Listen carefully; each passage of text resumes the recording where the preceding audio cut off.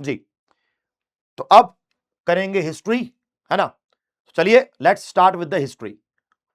पहला क्वेश्चन है हमारा हिस्ट्री का। 1942 में क्विट इंडिया मूवमेंट को लेकर बात करी गई है। इनमें से कौन सी स्टेटमेंट क्विट इंडिया मूवमेंट को लेकर गलत है? इनमें से कौन सी स्टेटमेंट क्विट इंडिया मूवमेंट को लेकर गलत है? सर आपने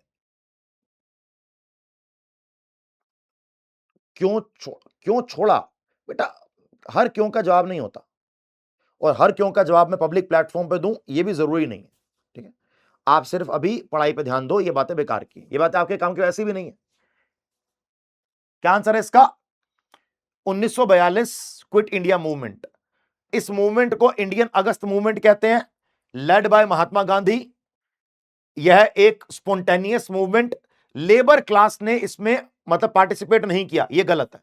अरे 1942 का टाइम है, 8 अगस्त को यह स्टार्ट किया गया। 1942 में सब लोग चाहते थे पार्टिसिपेट करना। 1942 में सब लोग पार्टिसिपेट करना चाहते थे। उसमें यह नहीं था कि यह क्लास नहीं करेगी, वो क्लास नहीं करेगी। यहां पर हमारा डी गलत है। Right answer is D. Next अगला क्वेश्चन आइए। महालवारी सिस्टम में देखो, एक था जमींदारी सिस्टम ईस्ट इंडिया में, एक था महालवारी सिस्टम सेंट्रल इंडिया में, एक था रियोतवाड़ी सिस्टम साउथ इंडिया में।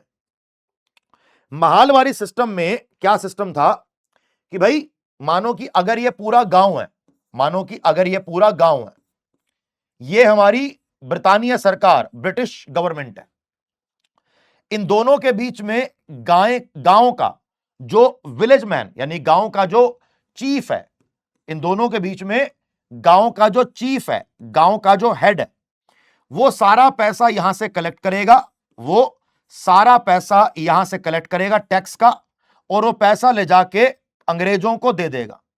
उसके बदले इसे अंग्रेजों से कुछ ना कुछ मिलता होगा, है ना। तो right answer is village headman. Right answer is village headman.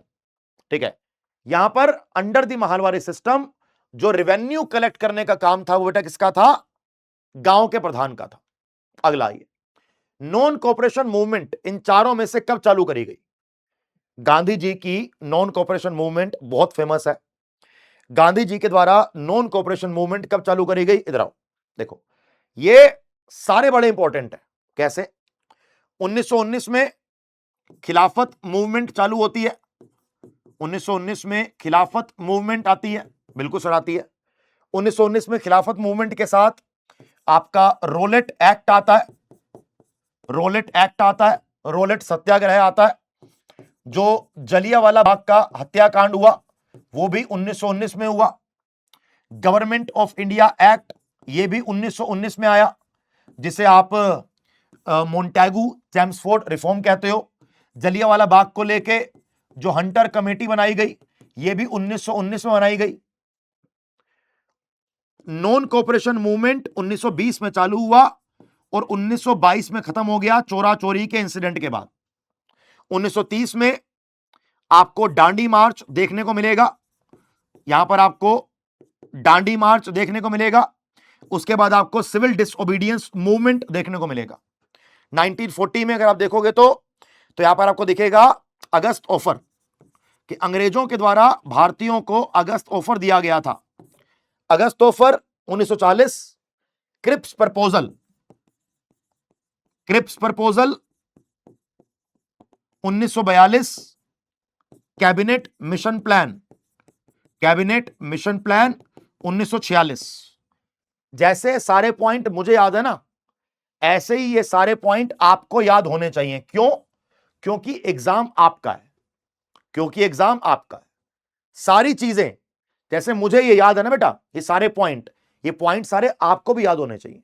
ठीक है जी, चलो नेक्स्ट अगला question. Which of the following contain, अब देखो ये क्वेश्चन है साउथ इंडिया का। ये क्वेश्चन है बेटा किस चीज का? ये क्वेश्चन हमारा है तमिल लिटरेचर का, जिसको हम संगम लिटरेचर भी कहते हैं, जिसको हम संगम लिटरेचर भी कहते हैं। संगम लिटरेचर में 8 पोएट्रीज का एक कलेक्शन है। ये क्वेश्चन अभी एनटीपीसी के ग्रेजुएट वाले एग्जाम में आया था। उन 8 पोएट्रीज के कलेक्शन को इन चारों में से क्या कहते हैं? कहते हैं एट्टू टोकाई। क्या कहेंगे बेटा? Ettuthogai. Right answer is C. Tolkappiyam क्या है? तमिल ग्रामर को, किसको? तमिल ग्रामर को तोल्कापियम कहा जाता है। तोल्कापियम कहा जाता है बेटा किसको? तमिल ग्रामर को। अगला आइए next. Who was the first Indian governor general of independent India? जब भारत देश आजाद हो रहा था तो भारत में वाइसरॉय की पोस्ट थी, वाइसरॉय ऑफ इंडिया। जब भारत देश आजाद हो गया तो पोस्ट बनाई गई गवर्नर जनरल ऑफ इंडिया। क्या बनाई गई? Governor general of India. ठीक है, ध्यान रखेंगे इस बात को। गवर्नर जनरल ऑफ इंडिया कौन बना भारत का? माउंटबेटन बना।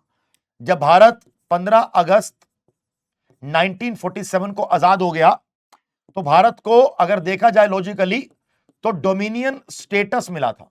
डोमिनियन स्टेटस मिला था क्योंकि जो गवर्नर जनरल ऑफ इंडिया की पोस्ट बनाई गई, भारत का पीएम उसके नीचे काम करता था। तो जो पहली पहली पोस्ट मिली, ये पोस्ट मिली बेटा किसको? माउंटबेटन को। किसको मिली? माउंटबेटन को। और माउंटबेटन अंग्रेज है, उसके नीचे पीएम काम कर रहा है, तो इसे कहते हैं डोमिनियन स्टेटस। लेकिन जब माउंटबेटन चला गया तो यह पोस्ट मिली सीपी राजगोपालाचारी को। सीपी राजगोपालाचारी को। तो भारत का पहला इंडियन गवर्नर जनरल कौन बनेगा? यह गलत होगा। Right answer is B. क्या पूछ रहा है? भारत का पहला भारतीय गवर्नर जनरल, कि ऐसा कोई इंडियन जिसको गवर्नर जनरल की पोस्ट मिली हो, उसका नाम क्या है? उसका नाम है बी, सी राजगोपालाचारी। आंसर से पहले इस पूरे कॉन्सेप्ट को समझना जरूरी था, जिससे कि कभी आप ये पॉइंट नहीं पूछे बोलेंगे। अगर क्वेश्चन ये आ जाता है, अगर तो क्वेश्चन ये आ जाता कि पहला गवर्नर जनरल आजादी के बाद, तो होता माउंटबेटन। क्वेश्चन क्या है? पहला भारतीय गवर्नर जनरल, तो आंसर क्या होगा? राजगोपालाचारी। क्या होगा बेटा? राजगोपालाचारी। ठीक है री। चलो अगला आइए नेक्स्ट। इन चारों में से कौन सी जगह पे फायर अल्टर्स पाए गए हैं? सर फायर अल्टर क्या होता है? आपके घर में आप लोग यज्ञ करते हो, यज्ञ। चलो यज्ञ तो क्या ही करते होगे, पूजा करते हैं घरों के अंदर, पूजा। तो पूजा करते हुए जैसे सब बैठ जाते हैं, उसके बीचों बीच एक बर्तन में लक्कड़ रख के उसमें देसी घी डालते हैं कि ओम रिम रिम रिम ओम रिम रिम रिम कि मेरे बेटे का दिल्ली पुलिस का एग्जाम निकल जाए। ऐसा करते हैं कि नहीं करते? तो fire alter with provision of ritual bathing, यानी कि फायर अल्टर के साथ साथ धार्मिक स्थान की बात कालीबंगन में करी गई है। फायर अल्टर की बात कालीबंगन और लोथल दोनों में करी गई है, लेकिन फायर अल्टर के साथ स्नान करने की बात कालीबंगन में करी गई। समझ गए? चलो अगला आइए next. Queen Victoria declared the taking over Indian administration. महारानी विक्टोरिया ने भारतीय प्रशासन को ब्रिटिश क्राउन के अधीन करने की घोषणा कब करी? एक बार ना यूपीएससी में इंटरव्यू के अंदर क्वेश्चन आया, एक बार यूपीएससी में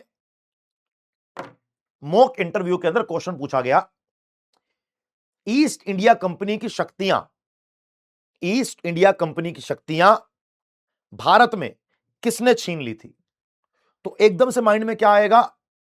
कांग्रेस ने, झांसी की रानी ने ना, अंग्रेजी सरकार ने, ब्रिटिश गवर्नमेंट ने 1858 में जो गवर्नमेंट ऑफ इंडिया एक्ट 1858 लाए थे, जो गवर्नमेंट ऑफ इंडिया एक्ट 1858 लाए थे, उसको लाने के बाद क्या हुआ था? उन्होंने बेटा क्या किया था? ईस्ट इंडिया कंपनी की सारी शक्तियां छीन ली थी, सारी शक्तियां छीन ली थी, कि डायरेक्टली भारत में ब्रिटिश क्राउन आ गया था। अगला, which of the following was a private building? इनमें से कौन सी बिल्डिंग इस्लामी शासकों के द्वारा, मुस्लिम शासकों के द्वारा बनाई गई है? इनमें से कौन सी बिल्डिंग मुस्लिम शासकों के द्वारा बनाई गई है? क्या लगता है क्या आंसर होगा? ए होगा, बी होगा, सी होगा, डी होगा? कुछ आइडिया अगर आपके मन में कुछ है तो बेटा बताइए। राइट आंसर इज दीवाने खास। दीवाने खास क्या है? जो पढ़े लिखे लोग हैं, अमीर लोग हैं, है ना, उनकी यहां पे मीटिंग हुआ करती थी। और मीटिंग करके वो क्या करते थे भैया सर, मीटिंग करके वो बड़े बड़े डिसीजंस लिया करते थे। Right answer is D. अगला आइए नेक्स्ट। दीवाने खास इस्लामिक रूलर्स के द्वारा बनाई गई एक प्राइवेट मीटिंग है, प्राइवेट मीटिंग की जगह है। चंपारण सत्याग्रह, गांधी जी चंपारण गए, गांधी जी चंपारण गए, है ना। तो गांधी जी को रात को सोते हुए सपना तो नहीं आया होगा कि यार चलो चंपारण चलते हैं। गांधी जी को किसने बुलाया होगा कि भाई साहब हेलो कम टू चंपारण, है ना, किसी ने तो बोला होगा। तो गांधी जी को चंपारण इनवाइट किसने किया? गांधी जी को चंपारण इनवाइट किसने किया? सर इनवाइट किया राजकुमार शुक्ला ने। किसने किया बेटा? राजकुमार शुक्ला ने। Very good sir. Rajkumar Shukla और गांधी जी की मीटिंग यानी कि पहला मिलन कहां पे हुआ? सर 1916 के लखनऊ सेशन में हुआ। 1916 के लखनऊ सेशन में राजकुमार शुक्ला गांधी जी से मिले, चंपारण की कहानी सुनाई और गांधी जी ने पहला पहला बिहार के चंपारण में अपना चंपारण सत्याग्रह चालू कर दिया। किसके खिलाफ? तिनकठिया सिस्टम के खिलाफ। नील की खेती को लेकर यह मुद्दा था। Right answer was this. आप लोगों से मेरा क्वेश्चन क्या रहेगा? जो 1916 का लखनऊ सेशन है, 1916 का जो लखनऊ सेशन है, इस लखनऊ सेशन में कांग्रेस के चेयरमैन का नाम बताइए। लखनऊ सेशन में कांग्रेस के चेयरमैन का नाम बताइए क्या है? बोलो जी, क्या आंसर होगा?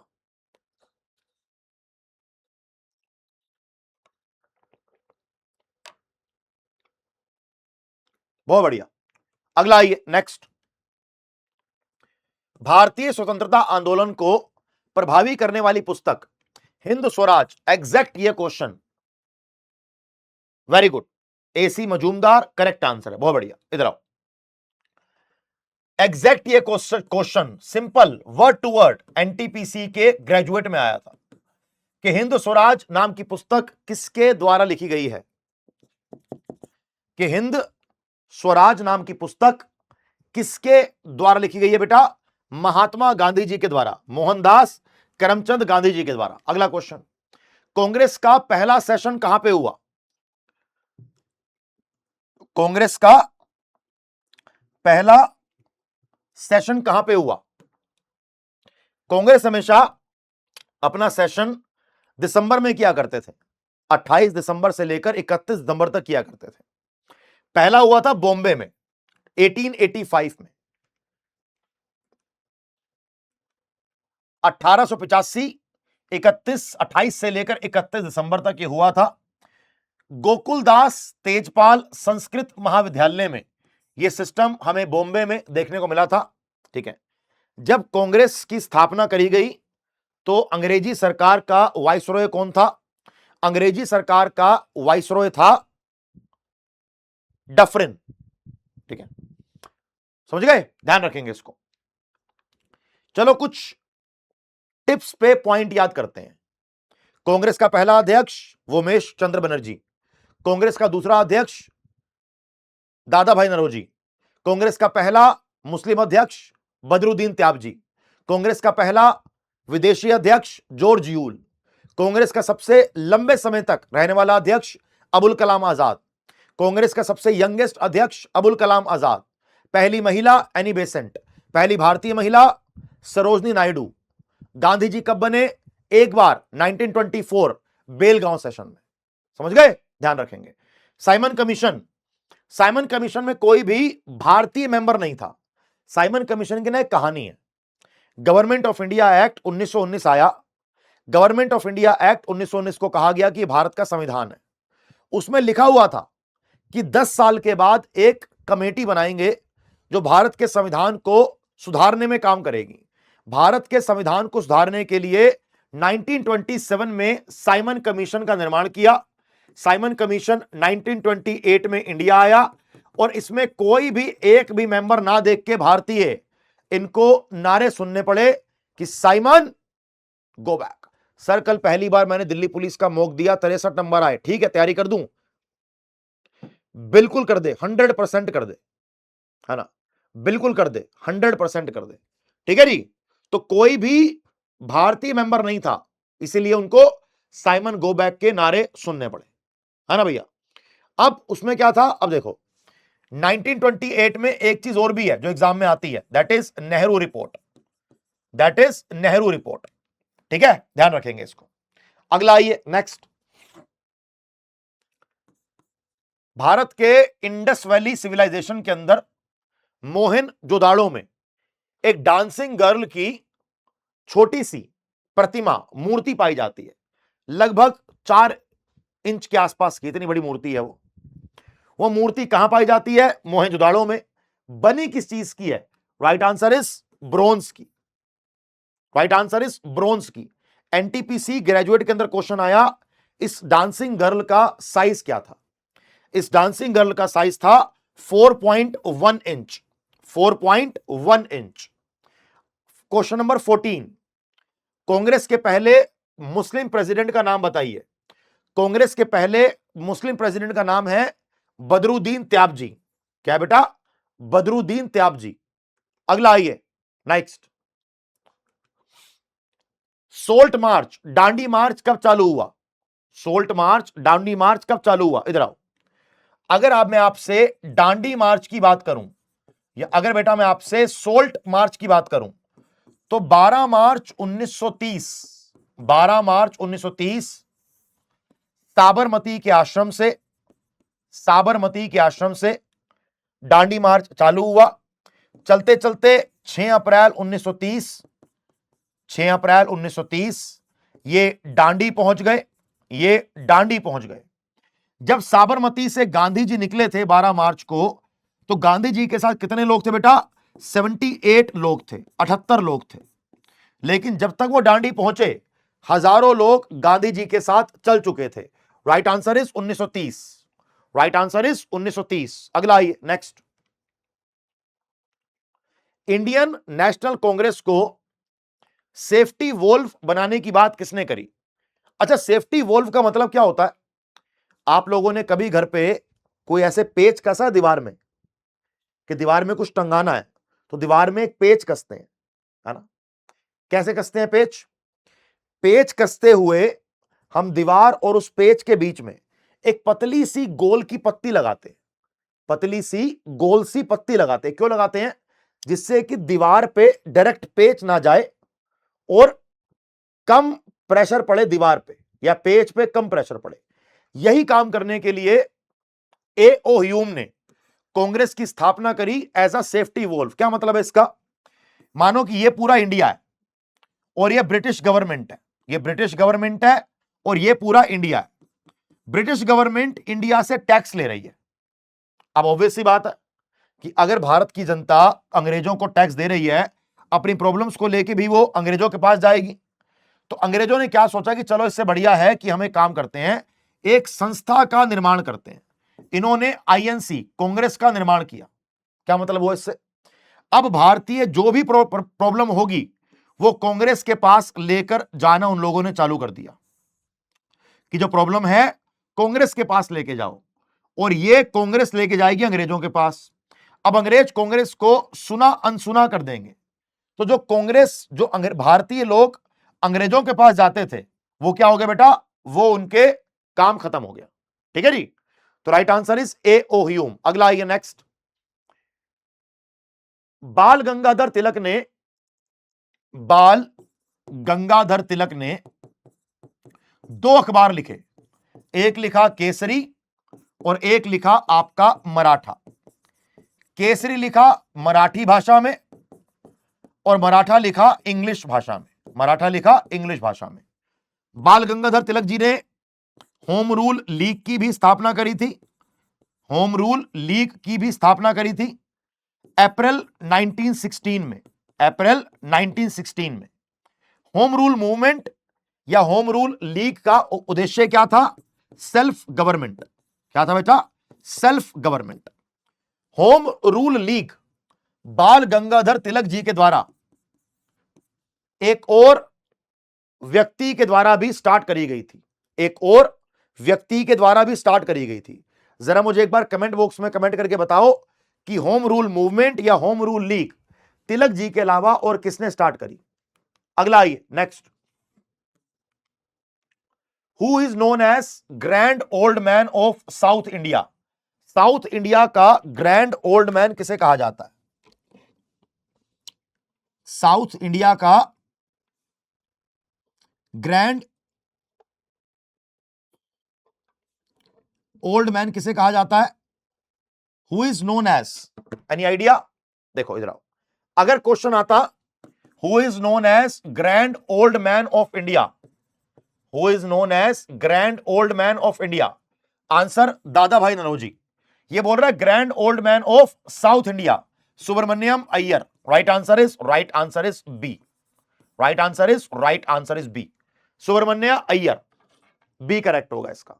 जो बच्चे आंसर ए दे रहे हो सबका गलत है, जिन जिन लोगों ने आंसर ए दिया बेटा सबका गलत है, ठीक है।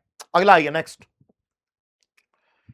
एक्सट्रीमिस्ट और मॉडरेट्स, नरम दल और गरम दल के बीच में जो ये स्प्लिट हुआ, इन चारों में से किस साल में हुआ? सूरत सेशन किस साल में हुआ? सूरत सेशन किस साल में हुआ? 1907 में। सूरत सेशन में नरम दल और गरम दल आपस में बट गए, लड़ाई हो गई इनकी। सूरत सेशन के अध्यक्ष का नाम एग्जाम में कई बार पूछ लिया जाता है। राइट आंसर इज रास Bihari Ghosh. Right answer is रास बिहारी घोष, ठीक है, ध्यान रखेंगे इसको। अगला आइए next. All India Muslim league की स्थापना इन चारों में से कहां करी गई? ऑल इंडिया मुस्लिम लीग की स्थापना 1906 में करी।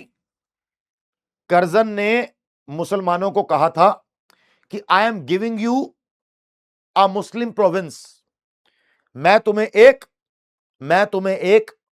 मुस्लिम प्रांत दे रहा हूं। I am giving you a Muslim province, मैं तुम्हें एक मुस्लिम प्रांत दे रहा हूं, लेकिन तुम कांग्रेस का साथ मत देना स्वदेशी आंदोलन में। तुम बेटा कांग्रेस का साथ मत देना स्वदेशी आंदोलन में, समझ गए? यह बात कही थी। तो राइट आंसर इज भैया ढाका में स्थापना करी गई थी। ढाका में स्थापना करी गई थी और 1907 में जो ये इसका ऑल इंडिया मुस्लिम लीग का पहला सेशन हुआ, ऑल इंडिया मुस्लिम लीग का जो पहला सेशन हुआ वो हुआ कराची में, वो हुआ कराची में। तो राइट आंसर इज डी। जरा पढ़ो बेटा इसको एक बार, जरा एक बार इसको पढ़िए कि ये very good very good very good, ठीक है जी। तो इसी के साथ साथ हमारे हिस्ट्री के क्वेश्चंस यहां पे खत्म हो जाते हैं। आई होप कि आपको ये क्वेश्चंस पढ़ के बहुत मजा आया होगा, ठीक है। चलो, अगर आप लोगों को वीडियो अच्छी लगी हो तो वीडियो को लाइक करें, शेयर करें, हमारे चैनल को जरूर सब्सक्राइब करें। साथ साथ अगर आप में से कोई बच्चा सुपर पास लाइव के साथ जुड़ना चाहता है, सारे एग्जाम्स की तैयारी एक साथ करना चाहता है, तो सुपर पास लाइव आपके सारे एग्जाम का एक सिंगल गेट है। ऐसा एक सब्सक्रिप्शन जहां पर आप सारे एग्जाम की तैयारी, चाहे वो बैंक का एग्जाम हो, रेलवे का एग्जाम हो, एसएससी का एग्जाम हो, आपके चाहे डिफेंस का हो, चाहे आपके दिल्ली पुलिस का एग्जाम हो, अगर आपने एक बार सुपर पास लाइव में एनरोलमेंट कर लिया, अगर आपने एक बार सुपर पास लाइव की सब्सक्रिप्शन ले ली, तो फिर आपको किसी भी एग्जाम की टेंशन लेने की जरूरत नहीं है। आप अपने मुंह से एग्जाम का नाम निकालना, सुपर पास लाइव में आपको एग्जाम मिल जाएगा। सुपर पास लाइव का प्राइस क्या होता है? नॉर्मल डेज में इसका प्राइस होता है एक साल में 2000 रुपए का, लेकिन अभी क्योंकि दिवाली का डिस्काउंट चल रहा है, अभी दिवाली की हमारी सेल चल रही है, तो यही 2000 रुपए की जो सुपर पास लाइव की फीस है बेटा, आपको 899 में सुपर पास लाइव मिल जाएगा पूरे एक साल के लिए। अगर आप जरा एक बार ध्यान दो, आप मानो कि आप एसएससी की तैयारी कर रहे हो, आप रेलवे की तैयारी कर रहे हो, आप दिल्ली पुलिस की तैयारी कर रहे हो, मानो कि आप इन तीनों के लिए अलग अलग कोर्स लेते हो, फिर साथ में एक अलग टेस्ट सीरीज लेते हो, तो आपका लगभग 3 से लेकर 4000 रुपए का खर्चा हो जाएगा। लेकिन मैं कह रहा हूं कि अगर आपने एक बार 899 दे के सुपर पास लाइव की कंप्लीट सब्सक्रिप्शन ले ली एक साल के लिए, तो यहां पर आपको सभी एग्जाम के लिए लाइव कोर्सेस, हर लाइव क्लास के अंदर आपको सारे सब्जेक्ट पढ़ाए जाएंगे, आपको सारे टॉपिक कवर कराए जाएंगे, हर क्लास की रिकॉर्डिंग, पीडीएफ, नोट्स, टीचर की गाइडेंस, सब कुछ मिल जाएगा आपको इस सुपरफास्ट लाइव के अंदर। साथ साथ इस सुपरफास्ट लाइव में 899 में टेक्स्ट बुक का pass pro max already included है। टेक्स्ट बुक का पास प्रो मैक्स अगर आप लोगे अकेले तो आपको इसकी फीस पड़ेगी लगभग 599 की या 600 की। वो 899 में दिवाली के मौके पे इसमें इंक्लूड कर दिया गया है। तो 899 में सभी एग्जाम के लिए लाइव क्लासेस की सब्सक्रिप्शन, साथ में टेक्स्ट बुक के पास प्रो मैक्स यानी कि टेक्स्ट बुक के पासेस की, टेस्ट पास की सब्सक्रिप्शन इसी में इंक्लूड है। और दोनों की फीस सिर्फ 899 है। सर कहां से लें? वीडियो के डिस्क्रिप्शन में आपको लिंक मिल जाएगा, लिंक पे क्लिक करें और लिंक पे क्लिक करने के बाद डिस्काउंट कोड लगाइएगा SAHIL। आपको ये पूरा सुपर पास लाइव मिल जाएगा सिर्फ 899 में अगर आपने साहिल कोड लगाया तो। थैंक यू सो मच, जय हिंद, बाय बाय।